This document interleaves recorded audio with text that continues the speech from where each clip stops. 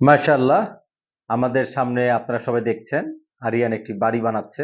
তার স্বপ্ন এরকম একটি বাড়ি তৈরি করবে। কি আরিয়ান?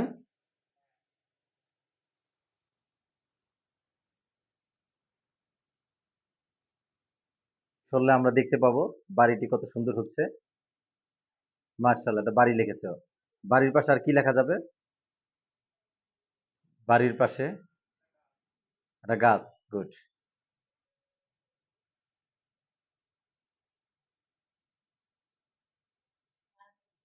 মাশাআল্লাহ, গাছ হইলো, হ্যাঁ। এটা নদী হতে পারে, একটা পুকুর এটা রাস্তা। এটা পুকুর পুকুর লিখবে না? একটা পুকুর আট করো।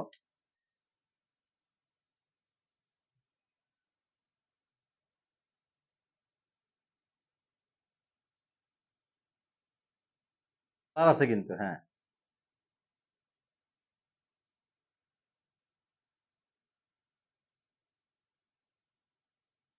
এখানে আমাদের প্র্যাকটিস চলছে, অনুশীলন চলছে। সেই অনুশীলনটি হলো, আপনারা যদিও বা দেখছেন যে শিক্ষার্থী একটি ঘর আর্ট করছে, এখানে মূলত তার অ্যাটেনশন, মনোযোগ। আমরা মনোযোগকে স্থির করা। আমাদের সন্তান শিক্ষার্থীদের মধ্যে অনেক সমস্যা হলো একদিকে মনোযোগ রাখতে পারে না। কিছুক্ষণ পড়লেই সে হয়রান হয়ে যায়, পড়তে চায় না, উঠে যায়, কাজ রেখে দেয় আনকমপ্লিট অবস্থায়। তো এই যে এই কাজটা যে করে, এটা হলো মনোযোগ সমস্যা। বাচ্চারা মনোযোগ একদিকে স্থিরভাবে রাখতে পারে না এবং ওইভাবে পরিশ্রম করতে পারে না। এই কারণে পড়াশোনায় সফলতা কম আসে। তো এজন্য আসলে কি করতে হবে? যেকোনো কাজের মাধ্যমে আপনি মনোযোগকে মানে বা শিক্ষার্থীর মনোযোগকে ধরে রাখা এবং প্র্যাকটিস মানে স্থায়িত্ব স্থায়ী করা আরকি, অনেক সময় দীর্ঘ সময় পর্যন্ত। এটা যেকোনো ওয়ে করতে পারেন। এটা আমরা করছি ডিজিটাল বোর্ডে, লেখাপড়ার এডুকেশন সিস্টেম দিয়ে আমরা করছি। তো এক্ষেত্রে লাভ হচ্ছে যে বাচ্চার পড়াশোনা কেন্দ্রিকই তার মনোযোগটা বাড়ানোর আমরা চেষ্টা করছি। এটা বাচ্চাদেরকে বিভিন্ন খেলনা দিয়ে করা যেতে পারে। অন্যান্য বিভিন্নভাবে একেকজন একেকভাবে করে। কিন্তু আমরা মেইনলি পড়াশোনা কেন্দ্রিক কাজটি করছি।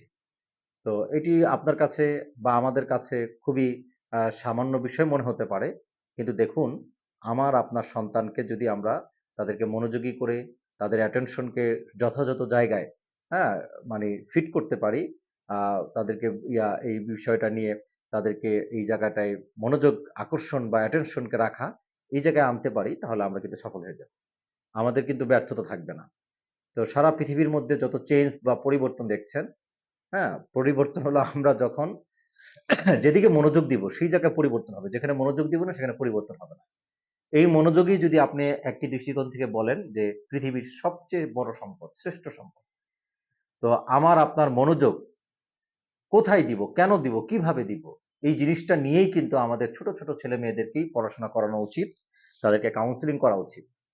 তো এইভাবে যখন আমরা বাচ্চাদেরকে বা আমাদের অভিভাবকরা আমরা নিজেরাই আমাদের ফোকাস বলে বা অ্যাটেনশন বলে বা এটাকে আমরা মনোযোগ বলছি বাংলায়। এই জিনিসটাকে যদি আমরা ঠিক করতে পারি ছোটকাল থেকেই, ক্লাস 1 থেকেই, যে তোমার মনোযোগ কোন দিকে থাকবে, কতটুকু থাকবে, কিভাবে থাকবে, এটা যদি আমরা চর্চা করতে পারি, সন্তানদেরকে ছোটকাল থেকে শিখাতে পারি, তো একটা সময় ইনশাল্লাহ তারা সফল হয়ে উঠবে। তো আমাদের সাথে আরিয়ান আজকে সুন্দর করে তার মনের বিষয়গুলো সুন্দর করে সে আর্ট করছে। আরিয়ান, তুমি কি এঁকেছো দেখি তো? মাশাআল্লাহ, হ্যাঁ। একটা সুন্দর ঘর আর্ট করেছো, ঠিক না? তুমি আরো এরকম সুন্দর করে কি আর্ট করতে পারো? একটা মিনার আর্ট করো তো দেখি পাশে। মিনার পারো? মিনার? মসজিদের মিনার? কঠিন। আচ্ছা, তাহলে পাশে একটা ফুল আর্ট করো তো দেখি পারো কিনা? কেন? মিনার আর্ট করা খুব সহজ। আমি দেখাবো তোমাকে।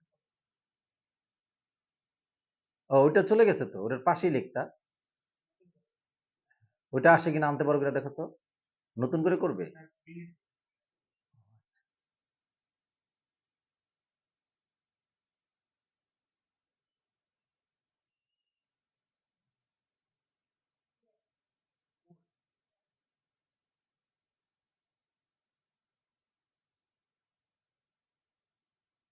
পাশে থেকে আর্ট করো, তাহলে আমরা দেখতে পাবো। বোর্ডে দাঁড়ানোর নিয়ম হলো, এদিক দেখো, আমার দিকে তাকাও। বোর্ডে তাকানো মানে দাঁড়িয়ে কাজ করার নিয়ম হলো এক পাশ থেকে করা, যেন পাশে তোমার স্টুডেন্টরা দেখে। মনে করো আমরা তোমার স্টুডেন্ট। আমরা তোমার কি? এদিকে দেখো, আমার দিকে আবার তাকাও। মনে করো যে তুমি টিচার, আমরা স্টুডেন্ট। এখন তুমি যদি বোর্ডটা ডেকে লিখতে থাকো, কিভাবে আর্ট করছে আমরা কি দেখতে পাবো? তাহলে কি করতে হবে? পাশ থেকে দাঁড়িয়ে লিখতে হবে। যেন তোমার পুরা এই আমি দেখতে পাই। হ্যাঁ, এই গুড, গুড। হ্যাঁ, এইবার বুঝতে পেরেছি। তোমার মনে যেটা চায়।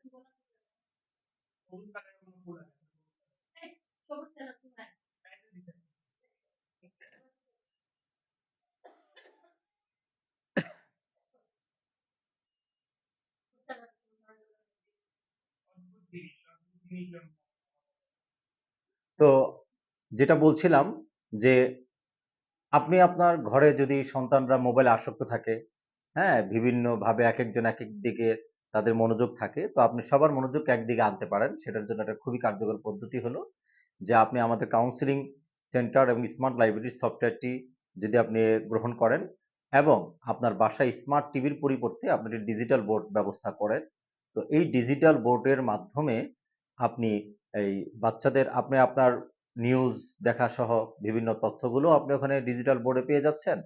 আপনি পড়াশোনার একটা বিশাল মাধ্যম পেয়ে যাচ্ছেন। তো পড়াশোনারও মাধ্যমটা কিভাবে আপনি পাচ্ছেন? এই যে বাচ্চাদেরকে আপনি ছোট বাচ্চা হোক, আপনার 1 থেকে শিশু শ্রেণীর বাচ্চা হোক, হ্যাঁ? ৪ বছরের বাচ্চারা বোর্ডে লিখতে পারে। আমি আমার একটি ছোট বাচ্চাকে দেখেছিলাম যে সে ২ বছর থেকে বোর্ডে অন্যরা লেখে দেখে, দেখা দেখি সেও বোর্ডে চক নিয়ে লেখা শুরু করে দিয়েছে। ২ বছরের বাচ্চা। তো আসলে বাচ্চারা আমরা যা করি তা শিখে। তো আমরা যদি বাসায় এভাবে করে আমি একটা ফুল আর্ট করি, একটা আলিফ, বা, তা, সা বিভিন্ন হরফ, অক্ষর আর্ট করি। তো এগুলো করলে কি হবে? এগুলো আর্ট করলে দেখা যাবে যে আমাদের সন্তানদের মধ্যে মনোযোগ আকর্ষণ হবে। আর ইয়ান, দেখি তুমি কতটুকু আঁকছো? হ্যাঁ, আমিও পাশ থেকে আর্ট করতে পারছি, বুঝছো?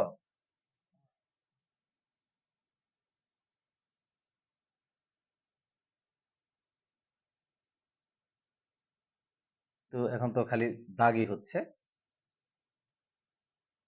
মিনারের মতো হয়েছে কিনা দেখো তো। এটা তো রকেট হয়ে গেছে। রকেট হয়ে গেছে। দেখা চাঁদে যেমন দেয় সেখানে চাঁদে। চাঁদ যাবো। ঠিক আছে। তাহলে চাঁদ যেতে হয়ে গেছে। কেন মিনার তেমনই থাকে। না কিন্তু রকেটের এরকম একই রকমই দেয়। রকেটও এরকম না? আচ্ছা। তো এখন যা হোক আমরা এই এখানে সুন্দর করে আমরা এগুলো আর্ট করলাম। হ্যাঁ, এভাবে করে তুমি ইয়া করতেও আমরা সরেও কিন্তু আর্ট করে লিখতে পারি, জানো? সুন্দর করে। এটা কি লিখেছি বলো তো? ওরেও সরেও। ঠিক আছে? কালারটা একটু চেঞ্জ করি। এই যে পেন। এখান থেকে আমরা এমনি করে ও ডিলিট করতে পারি না? আচ্ছা, মাশাআল্লাহ তুমি তো আমার চেয়ে ভালো জানো। দেখি তো আরিয়ানের নামটা আমি সুন্দর করে লিখতে পারি কিনা? হ্যাঁ, একটু সরো দেখুক আমাদেরকে অন্যরা। ঠিক আছে? এভাবে সুন্দর করে লেখার চেষ্টা করতে হবে। আরিয়ান। আমারটা কি হয়েছে বইয়ের মতো? কিছুটা কি হয়েছে দেখো তো? হয়েছে। বইয়ের মতো হয়েছে না? এটা বড় হয়ে গেছে। ছোট করা যায় কমাইলে আবার ছোট হয়ে যাবে লেখা? তারপর বড়ও করতে পারেন। ও না, আর লেখা একটু মোটা থাকুক, অসুবিধা নেই। বড় জিনিস আরিয়ান।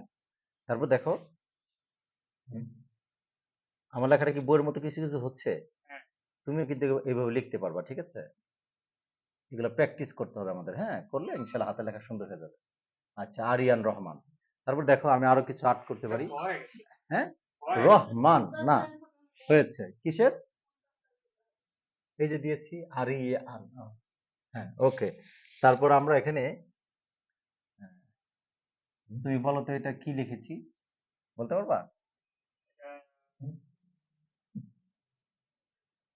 হ্যাঁ, এটার নাম কি? এটার নাম জিম। ঠিক আছে? এটার নাম কি? জিম। এভাবে যখন লিখবো এটা হা হবে। আবার যখন নুক্তা দিব মধ্যখানে বা নিচে, তখন এটা কি হবে? জিম। এখন এটা কি হয়েছে? খ। এখন খ হয়ে গিয়েছে। দেখেছো? পরে দেখো আবার এটা কি লিখলাম? দাল। এটা কি লিখেছি বলো তো? দাল। আবার এটা কি লিখেছি? জাল। এটা কি লিখেছি? জাল। আবার এটা দাল। আবার এটা যদি তুমি ব্যাখ্যা করে লিখি র। আবার এখানে যদি নকটা দেই ঝা। ঠিক আছে? এক অক্ষর দিয়ে অনেক অনেক অক্ষর হয়ে যায়। দেখবা আবার একটা একটা আলিফ দিলাম, আবার এখান থেকে টান দিলাম, আরেকটা আলিফ লিখলাম। মানে একটা আলিফ আরেকটা এভাবে করে আবার এভাবে দিলে একটা বা হয়ে গেল। ঠিক আছে? এখানে যদি আমি নোক্তা দিই, এখানে কি হলো? বা। নিচে বা। নিচে এক নোক্তা হলে কি? বা। উপরে 2 নক্তা হলে তা, উপরে 3 নক্তা হলে থা। আবার এগুলো সব মুছে যদি এখানে আমি ফা গোলমাতা দিয়েছি। ঠিক আছে? ফা। আবার যদি এটাকে একটু বাঁকা করে লিখি, এভাবে করে কফ। আবার যদি এটা মুছে দেই, ওয়াও। কি হয়ে গেছে? ওয়াও। দেখছো? আর কি কঠিন সহজ। এটা আলিফ লিখলাম, আবার এটা লিখছি ত। নোকটা দিয়েছে কি? জ। আবার একটা হামজা লিখেছি। মাথা বাড়িয়ে দিয়েছি আইন। আবার নোকতা দিয়েছে কি হয়ে গেছে? যাই। এভাবে করে আপনার বাসার ছোট সোনামণি যারা আছে, হ্যাঁ, তাদেরকে নিয়ে বাচ্চাদেরকে নিয়ে আপনি খুব সুন্দর করে লেখাপড়া করতে পারছেন। আরিয়ান, আমরা এখন যাব যে আমরা এরকম লেখাপড়া করতে পারি, এটা দেখলাম আর কি। হ্যাঁ, আমরা এখন যাব কাউন্সেলিং সফটওয়্যারে, হ্যাঁ, কাউন্সেলিং এ। হ্যাঁ, তুমি তোমার অ্যাকাউন্টে লগইন করো। হ্যাঁ, আপনারা দেখছেন যে আমাদের শিক্ষার্থী আমাদের এসকেএস এর কাউন্সেলিং সেন্টার তাকে লগইন সফটওয়্যারে তাকে অ্যাক্সেস দেওয়া আছে। সে তার কাউন্সেলিং সফটওয়্যারটিতে প্রবেশ করছে। প্রবেশ করে আমরা আজকে একটি বিষয় আমরা পড়বো ইনশাআল্লাহ, জানবো। কিভাবে আমরা এটা করছি আপনি এগুলো দেখুন আমাদের সাথে ইনশাআল্লাহ। ওই যে এসকেএসএফ লিখেছে চলে আসছে, লগইনে চলে যাচ্ছে।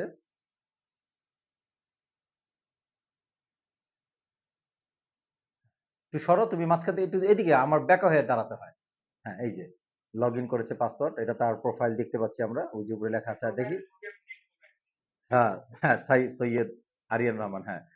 ছবিটা সুন্দর হয় নাই, ওর পছন্দ হচ্ছে না। তুমি হ্যাঁ, কালকে চেঞ্জ করে দিও, ওকে। আচ্ছা, আজকে আমরা কি পাঠ, আমরা কি নিয়ে আলোচনা করবো বলো তো দেখি। হুম,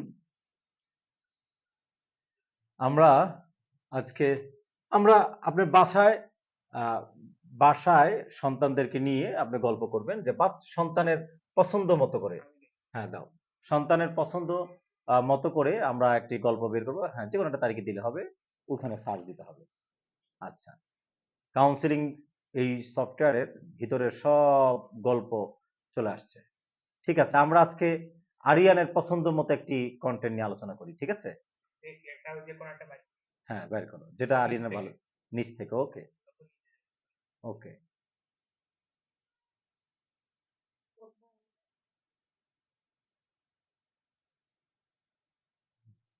শিরোনাম পড়ে তোমার কাছে যেটা ভালো লাগে, এই গল্প বের হচ্ছে যে এটা ভালো লাগে। হ্যাঁ, 2023 সাল থেকে বের করবা, গুড। সাবাস, 24 সালে আছি আমরা।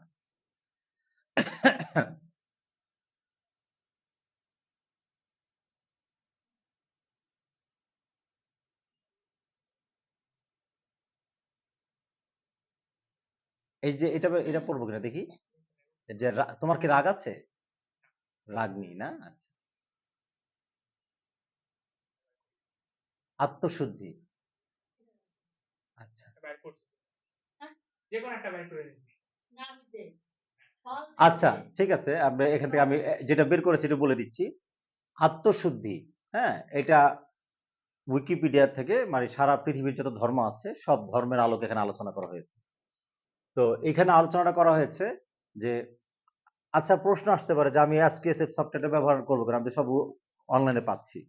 তো দেখুন, আমাদের অনলাইনটাকে আমি আমার সন্তান শিক্ষার্থীর হাতে নিরাপদ নয়। আপনি ওখানে যদি ছবি সার্চ দেন সেখানে ভালো মন্দ সব ছবি কিন্তু চলে আসবে।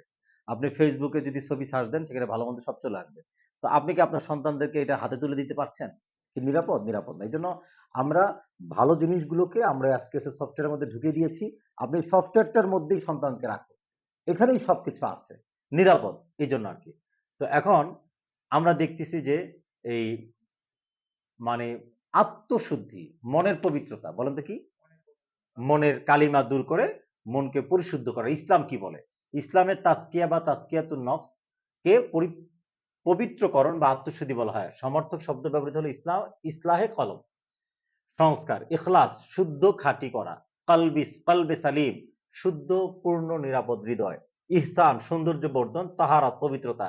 এর সমর্থক হিসেবে একটি মতবাদ হিসেবে ব্যবহৃত শব্দ হলো তাসাউফ। হ্যাঁ, সুফিবাদ, সুফিদের মধ্যে এই পরিভাষাটি সাধু সন্ন্যাসীদের ব্যাপারে প্রার্থনা করতে ব্যবহৃত হয়েছে। ইসলামে আত্মশুদ্ধির জন্য অনেকগুলো শব্দ ব্যবহার করা হয়েছে, ইহসান, ইখলাস, তারপর ব্যবহার করা হয়েছে তাজকিয়াতুন নফস, কলবে সালিম। আল্লাহ বলেছেন যে তুমি কলবে সালিম না করে আমার কাছে আসবে না। আল্লাহ কি বলেছেন? কলবে সালিম না নিয়ে আমার কাছে আসবে না, মানে মৃত্যুবরণ করবে না, কলবে সালিম বানাতে হবে। তো দেখুন, তাহলে হিন্দু ধর্মে কি বলেছে? হিন্দু ধর্মে বলেছে যে হিন্দুদের পুনরায় হিন্দু ধর্মে ধর্মান্তরিত করার জন্য ব্যবহৃত হয়। আ আ শুদ্ধি শব্দটি। শুদ্ধিকরণের প্রাচীন আচার থেকে প্রাপ্ত সামাজিক রাজনৈতিক আন্দোলন যা শুদ্ধি আন্দোলন বা শুদ্ধিকরণ নামে পরিচিত। হ্যাঁ? এই ভারতে এইভাবে আলোচনা করা হয়েছে ১৯৮৩ সালে স্বামী শ্রদ্ধানন্দ ভারতীয় হিন্দু শুদ্ধি মহাসভা প্রতিষ্ঠা করেছিলেন। তো তারাও চেষ্টা করেছে। খ্রিস্ট ধর্মে বিভিন্ন শাখার সাথে একজন ব্যক্তি পবিত্র হয়ে ওঠার বিষয়ে পবিত্রকরণ বা আত্মশুদ্ধিকে বিভিন্নভাবে ব্যাখ্যা করে থাকে। রোমান ক্যাথলিক, ক্যাথলিক চার্চ পবিত্র করার মতবাদকে সমর্থন করে এবং এই শিক্ষা দেয়। পবিত্র করে তোলা সেই অনুগ্রহ যা আমাদের আত্মাকে এক নতুন জীবন দেয়। তো আসলে দেখুন, তাহলে সব ধর্মে কিন্তু পবিত্রতা, আত্মশুদ্ধির কথা বলা আছে। তাহলে এখন যে ধর্মে যে মানে প্রতিহিংসা করা অথবা একজনের ধর্মকে স্বাধীনভাবে পালন করতে না দেওয়া, এটাই হলো সন্ত্রাস। হ্যাঁ? আমরা যদি বাংলাদেশে মুসলমানরা বেশি থেকে কোনো হিন্দু বা খ্রিস্টানকে তার ধর্ম পালন করতে বাধা দেই, করতে না দেই, এটা কি হবে? সন্ত্রাস। তদ্রূপভাবে আমি মুসলমান, আমি ইসলাম, আমি এই দেশে আমার ইসলাম, আমার অধিকার আমি বাস্তবায়ন করতে চাই। কেউ যদি কোনো হিন্দু ধর্ম, খ্রিস্টান ধর্ম, অন্য কোনো ধর্ম যদি আমাকে এই যে আমার ধর্ম পালনে বাধা দেয়, তাহলে সে সন্ত্রাস। তাহলে সব ধর্মে কিন্তু আ শিক্ষা দিচ্ছে। অর্থোডক্স এটাও একটা লুথারীয় মতবাদ। হ্যাঁ? তারপর হলো অ্যাংলীয় মতবাদ। এগুলো বিভিন্ন মতবাদ সংস্কারবাদী, এগুলো খ্রিস্টানদের পদ্ধতিবাদী। ঠিক আছে? তবে সবচেয়ে পেন্টিকো কোস্টলাল কোস্টলালবাদ, এগুলো বিভিন্ন আমরা শুনিও নাই জীবনে। ঠিক আছে? বিভিন্ন বহুত ধর্ম, বহুত কিছু আছে। তো আমরা এখান থেকে একটা জিনিস জানতে পেরেছি যে সব ধর্মের মধ্যেই আত্মশুদ্ধির গুরুত্ব আছে। বুঝতে পেরেছি? হ্যাঁ, কোন ব্যক্তি যে ধর্মেরই হোক না কেন সে যদি মারামারি, হানাহানি, হ্যাঁ? অন্যায়ভাবে কারো জুলুম অত্যাচার করে, অন্যায়ভাবে কি করে? কারো উপরে জুলুম অত্যাচার করে। তাহলে আমরা তাদেরকে কি বলবো বলো? তাদেরকে সন্ত্রাস বলবো। তাহলে কি বলবো? সন্ত্রাস। তো আজকে আমরা এখানে একটা জিনিস ধারণা পাইলাম। ঠিক আছে?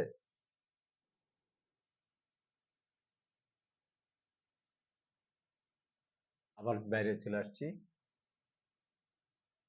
48 ট্যাব কেন? 48 ট্যাব হয়ে গেছে না? ট্যাব অনেক বেশি হয়ে গিয়েছে। আচ্ছা এখানে না ট্যাব। আমরা দিব কোথায় চাপ? ব্যাক অপশন কোথায়? আচ্ছা ব্যাক অপশনটা ওখানে আটকা পড়েছে মেবি। আচ্ছা আমরা ই-লার্নিং এ চলে আসলাম। আচ্ছা আমরা আবারও ভিতরে যেতে হচ্ছে, ঠিক না? আচ্ছা আপনারা এটার নিয়ম কি? শোনো, এটার নিয়ম হলো যে তুমি নতুন ট্যাব বের করে কি করবে বলো তো?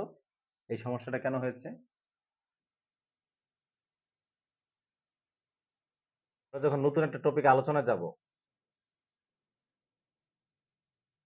এইভাবে চাপ দিবে নতুন ট্যাব।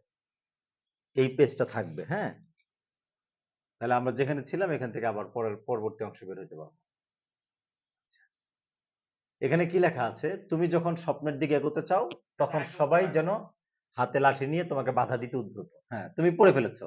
যাক মাশাআল্লাহ তুমি পড়ে ফেলেছো এটা আমরা পড়বো না। ওকে, ব্যাক।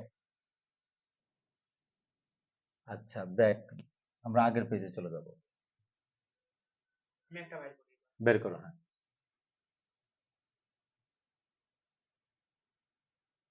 এখানে সব আছে। আর করতে হবে না। ওখানে না, ওইটা না। তুমি ভুল করছো, হ্যাঁ। ওইটা লাস্ট ডেট, ইন ডেট ওটা ঠিক আছে। আমি ঠিক করে দিয়েছি। হ্যাঁ, তুমি বের করো।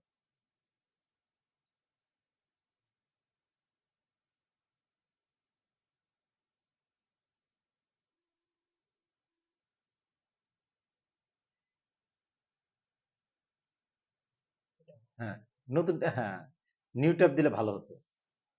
নিউ ট্যাব দিলে কি হতো? ভালো, ভালো হতো। লাস্টে এসে লাস্টে এসে পড়ছে। কোনো অসুবিধা নেই। কিছুই তো কেন? কিছু নাই। কত কিছু আছে। কি আছে দেখছো? রাসূলুল্লাহ হযরত উম্মুল মুমিনিন সাইয়্যিদাতুনা আয়েশা রাদিয়াল্লাহু সিদ্দিকা বর্ণিত তিনি বলেন, একদা আমি সেহরির সময় ঘরে বসে কাপড় সেলাই করছিলাম। হঠাৎ সুইটি আমার হাত থেকে পড়ে গেল এবং বাতিটি নিভে গেল। এমন সময় মদিনার তাজেদার হুজুরে আনোয়ার নবী করিম সাল্লাল্লাহু আলাইহি ওয়াসাল্লাম ঘরে প্রবেশ করলেন। তিনি ঘরে প্রবেশ করার সাথে সাথে তার ঘর নুরানী চেহারায় নূরে আলোকিত হয়ে গেল এবং আমি হারানো সুইটি খুঁজে পেলাম। মানে একটি অন্ধকার ঘরের মধ্যে আপনার সুইচটি পড়ে গেছে, হারিয়ে গেছে। এখন আলো নাই। ওখানে ওই সময় তার আলো লাইট ছিল না। হারিকেন ছিল অথবা মোমবাতি জ্বলতো। ওইটাও নিভে গেছে। তো এখন উনি পেরেশান যে এটা কিভাবে তুলবে। আর এই সময় হুজুর সাল্লাল্লাহু আলাইহি ওয়াসাল্লাম আসছে ঘরে। যখন হুজুর ঘরের মধ্যে প্রবেশ করেছেন, সাথে, সাথে হুজুরের চেহারার আলোতে ঝলকে পুরা ঘর আলোকিত হয়ে গেছে। পরে উনি সুইটা দেখতে পেয়েছেন, সুইটা তুলেছেন। এটা রাসূলের মুজিজা ছিল। না? আমাদের রাসূল সাল্লাল্লাহু আলাইহি ওয়াসাল্লাম এরকম রাসূলের মানে অনেক মুজিজা আছে। দেয়াল সমূহ আলোকিত হয়ে যেত। মুচকি হাসতেন তখন রাসূলের, তখন তার নূরের দরজা দেয়াল আলোকিত হয়ে যেত। মানে দাঁতের আলোতে দেয়াল আলোকিত হয়ে যেত। এরকম মানুষ ছিল। কে ছিল এরকম মানুষ? আচ্ছা। তারপরে যে বাচ্চারা কার্টুন পছন্দ করে। হ্যাঁ? তা আমরা এখান থেকে রাইকার এটি বাংলা ওরা সুন্দর কার্টুন তৈরি করে। এগুলো তৈরি করতো। রাইকার অভিনব দুষ্টুমি অপচয় করা কেমন? রাইকার গ্লাস, অহংকারী নমরুদের গল্প। এখানে যদি আমি ওর চাপ দেই, হ্যাঁ? অহংকারী নমরুদের গল্প কিন্তু এসে পড়বে। দেখেছো? এই যে নমরুদের গল্প কিন্তু চলে আসছে। এই যে পেজ ৪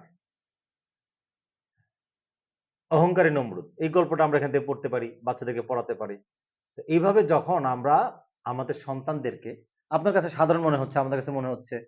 কিন্তু এইভাবে করে ওকে যখন আমরা মনোযোগী করে গল্প করব, পড়াবো, পড়বো, ভালো জিনিস টপিক, হ্যাঁ? আমরা এরকমভাবে আমাদের লেখক একটি টিম আছে, গবেষক টিম আছে। তারা নিয়মিত কনটেন্ট তৈরি করছে। করতে থাকবে ইনশাআল্লাহ। পারো? বলো দেখি নমরুদের গল্পটা। আচ্ছা তুমি গল্পটা পড়ে আমাদেরকে আজকে বলো। হ্যাঁ। পারবে? অন্য কোনো দিন, হ্যাঁ? অন্য কোনো দিন। অন্য কোনো দিন না? আমি পড়ে শোনাই তাহলে। তুমি অন্যদিন আমাকে শোনায়ও। আমি ভুলে গেছি। না ওর মনে নাই। আমি শোনাচ্ছি। প্রাচীন যুগের কথা, বাবিল নামে এক শহর ছিল। সে শহরে ছিল এক রাজা। তার নাম নমরুদ। তার নাম কি? নাম তার নমরুদ। সে নিজেকে প্রভু বলে দাবি করত, মানুষের উপর জুলুম করত। মানুষের উপর কি করত? জুলুম করত। আল্লাহ তাআলা নমরুদকে শিক্ষা দিতে চাইলেন। তিনি ইব্রাহিম আলাইহিস সালামকে নবী হিসেবে মনোনীত করলেন। এরপর তাকে নমরুদের কাছে পাঠালেন। তিনি নমরুদের কাছে গেলেন। নমরুদকে ইসলামের দাওয়াত দিলেন। এক আল্লাহর ইবাদত করতে বললেন। তেলে বেগুনে জ্বলে উঠল নমরুদ। সে বলল, "কি? আমি এই রাজ্যের রাজা, আমার রাজ্যে অন্য কারো ইবাদত? তোমরা কেবল আমার ইবাদত করবে। আমিই তোমাদের রব।" ইব্রাহিম সাল্লাম বললেন, "না, আল্লাহ ওই আমাদের রব।" সে বলল, "আবার আল্লাহ আবার কে?" ইব্রাহিম সাল্লাম বললেন, "তিনি আল্লাহ যিনি জীবন দান করেন এবং মৃত্যু দান করেন।" অহংকারে ফেটে পড়ল নমরুদ। এরপর বলল, "জীবন মৃত্যু সব আমার হাতে।" নমরুদ ২ জন লোক নিয়ে এলো জেলখানা থেকে। একজনকে হত্যা করলো, আরেকজনকে ছেড়ে দিল। তারপর সে বলল, "দেখেছো? জীবন মৃত্যু সব আমার হাতে। জীবন আমিই দেই, আমি মৃত্যু।" নমরুদ ছিল বোকা। সে জন্ম দেওয়া, মৃত্যু দেওয়ার অর্থ বুঝেইনি। তাই ইব্রাহিম সাল্লাম ভাবলেন একে অন্যভাবে শায়েস্তা করতে হবে। ইব্রাহিম সাল্লাম বললেন, "আল্লাহ তাআলা পূর্ব দিক থেকে সূর্য আনেন। তুমি দেখি পশ্চিম থেকে আনো।" এবার চুপ হয়ে গেল নমরুদ। আর কোন কথাই বলল না। কারণ সে জানতো পশ্চিম দিকের থেকে সূর্য আনার ক্ষমতা তার নেই। সূর্য পূর্ব দিকে উঠে, পশ্চিমে অস্ত যায়। রাতের বেলা চাঁদ ওঠে, দিনের বেলা হারিয়ে যায়। এভাবেই চলছে। কোনো অনিয়ম নেই। কারণ এক আল্লাহ ছাড়া কোনো ইলাহ নেই। তার রাজত্বে কোনো অংশীদার নেই। তিনি একাই সবকিছু পরিচালনা করেন। তিনি ছাড়া যদি কোনো ইলাহ থাকতো তবে সবকিছু ওলটপালট হয়ে যেত। নমরুদ এই সত্যিটা বুঝতে পেরেছিল কিন্তু মেনে নেয়নি। সে ছিল বড় অহংকারী আর এইজন্যই তার পতন হয়েছিল। এখান থেকে দেখো নমরুদ জেলখানা সে মনে করেছে যে আমি অনেকগুলো মানুষ পথ চালাচ্ছি, আমার কথা জেল হচ্ছে, মুক্তি হয়ে যাচ্ছে, তাইলে মনে হয় আমি শক্তিশালী। কিন্তু যখন ইব্রাহিম আলাইহিস সালাম বললেন, এই যে আসমান মানে সূর্য একদিক থেকে উঠে তুমি আরেক দিক থেকে উঠাও, তাহলে কিন্তু আর পারে নাই। হ্যাঁ? এগুলোর উপর কোনো নিয়ন্ত্রণ নাই। এই মাত্র এই এখন বৃষ্টি আনতে পারলে যদি বলি যে বৃষ্টি আনো, আনতে পারবে না। এখন রোদ উঠাও, এখন রাত করো, করতে পারবে? এই ক্ষমতা কারো আছে? আচ্ছা। নমরুদ বুঝতে পেরেছিল যে আসলে তাহলে একজন আল্লাহ আছে।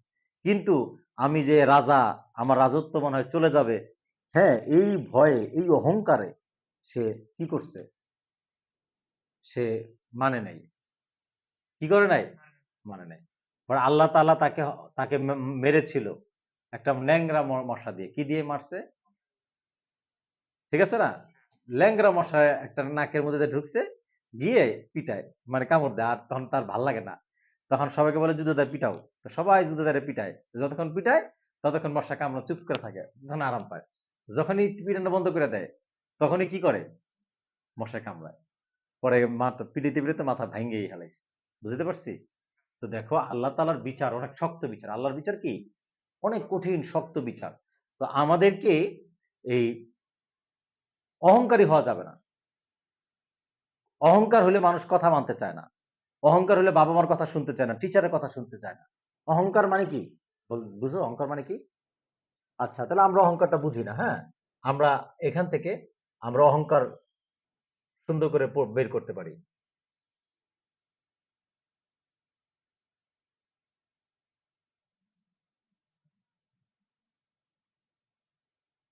আচ্ছা, এখানে বাংলা লিখতে হবে। এই কিবোর্ডে বাংলা এখনো সেট করি নাই।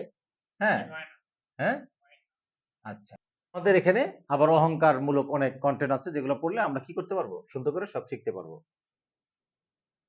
তো আজকে ভিডিও বেশি লম্বা হয়ে যাবে। হ্যাঁ, আমরা এখানে শেষ করছি। তো তোমার আলিফ বার পড়াটা আমরা একটু আলিফ বার পড়া একটু যাই, হ্যাঁ? এখানে একটু পড়াশোনা করি। এগুলো হলো আমাদের চর্চা। শিশুরা আরবি হাতে করে। আমাদের কি? চর্চা।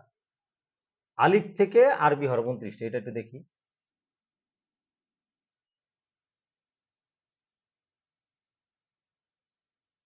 এটাই দেখি যেটা বের করেছি।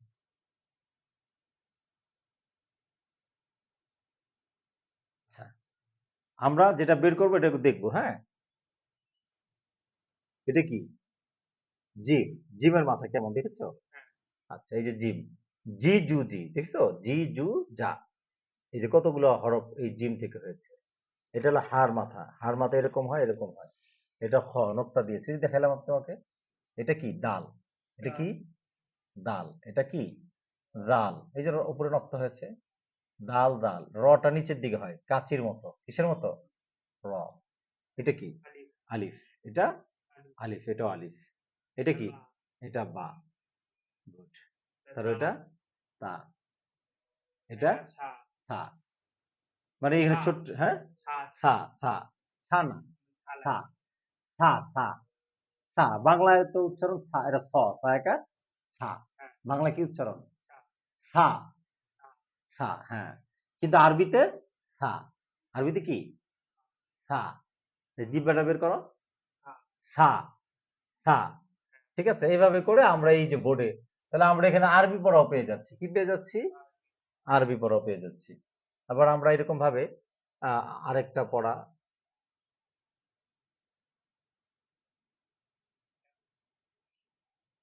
সদ দদ পড়বো?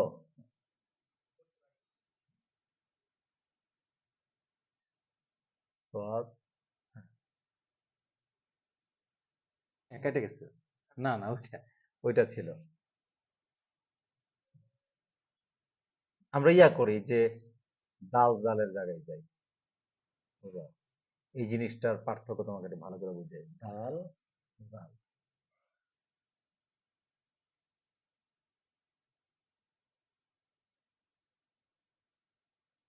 দেখেছো কিভাবে লিখেছে? হ্যাঁ, দেখতে পাও? দেখতে পারি। এটা কি মনে থাকবে তো?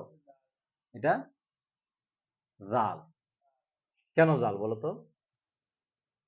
এটা নোক্তা আছে। যদি নোক্তা না থাকতো তাহলে কি হইতো? দাল। বলো দাল ডাল, জাল। ডাল, দাল দাল ডাল, জাল। ডাল, দাল দাল। তাহলে ডাল, এই পার্থক্য কি? মনে থাকবে? এটা একটা হাতের মতো দেখো। এটা র। হ্যাঁ, কাঁচি চিনো? কাঁচি গ্রামে কাঁচির এরকম থাকে না? এরকম, এরকম। না, না, ওই কাঁচি না। ধান কাটে কাস্তে। ধান কাটে ধইরা এমন গোল করা। দেখো নাই? আচ্ছা, তাহলে কাঁচাল। হ্যাঁ, আর দালটা হলো এরকম হাতের মতো। হ্যাঁ, এই দেখো যেমন হাত। আর রটা হলো কাছির মতো এরকম দেখা, বুঝছো? এগুলোতে মনে রাখবা, এটা মনে রাখার সিস্টেম। এগুলো কি? ঠিক আছে। তো ঠিক আছে, আমরা আজকে এগুলো পড়াশোনা করলাম মনোযোগ নিয়ে। আমরা এরকম ঘন্টাকে ঘন্টা বাচ্চাদেরকে নিয়ে যদি এরকম ভালো কাজের মধ্যে থাকি তাহলে